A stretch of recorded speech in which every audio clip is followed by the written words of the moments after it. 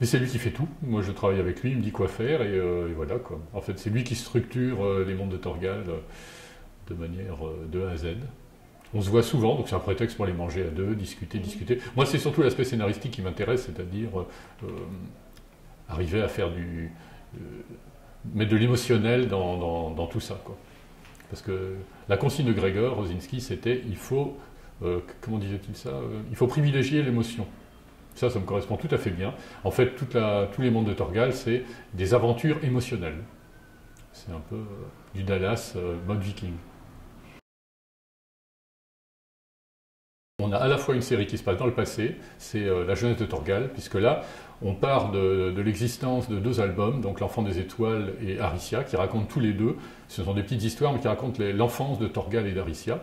Puis ensuite, on a un cut, on a les albums normaux de Torgal, qui démarre avec Torgal musclé déjà, qui a une vingtaine d'années, qui est un espèce de guerrier viril, testostéroné, et qui est enchaîné à un caillou, etc. Que s'est-il passé entre ce frêle enfant qui est skald, donc musicien, et ce guerrier musculeux qu'on retrouve enchaîné à un rocher?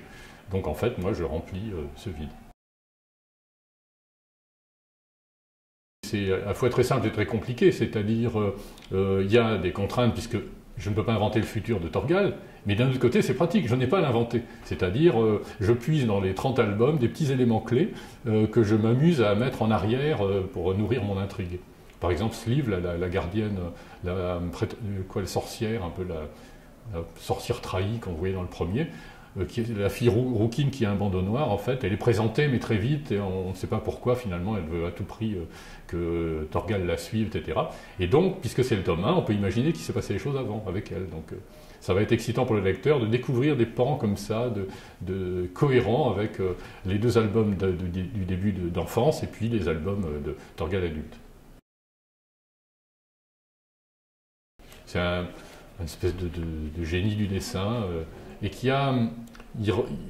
il invente du Rosinski, parce qu'il ne copie pas bêtement des dessins, il les a intégrés, intériorisés, il le fait à la manière, enfin, il fait une cohérence graphique avec les mondes de Torgal.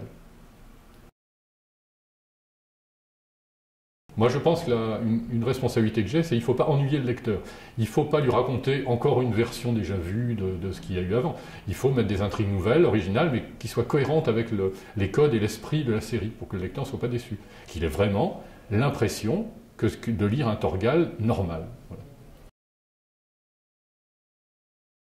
Mais en fait, c'est le scénariste, on peut dire, qui a remplacé les grands scénaristes Goscinny, Charlier, Greg, etc. C'est lui qui a la stature un peu à la fois populaire, ce qu'il revendique, c'est-à-dire toucher le grand public, en s'interdisant de mettre des choses plus pointues que moi je mets parfois. Je ne suis pas un scénariste populaire. J'aimerais bien d'ailleurs, mais j'ai tendance à être bavard, à mettre des références, à m'amuser, à mettre des petits jeux de mots, des clins d'yeux. Et lui a cette dimension de s'adresser à énormément de gens différents. Ils peuvent être avocats, cadres, banquiers, ouvriers, tout le monde peut lire ses aventures. Et ça, c'est quelque chose qui m'époustoufle, parce que j'aimerais arriver à le faire. Donc là, j'essaye de le faire un petit peu en m'inspirant de ce qu'il a fait.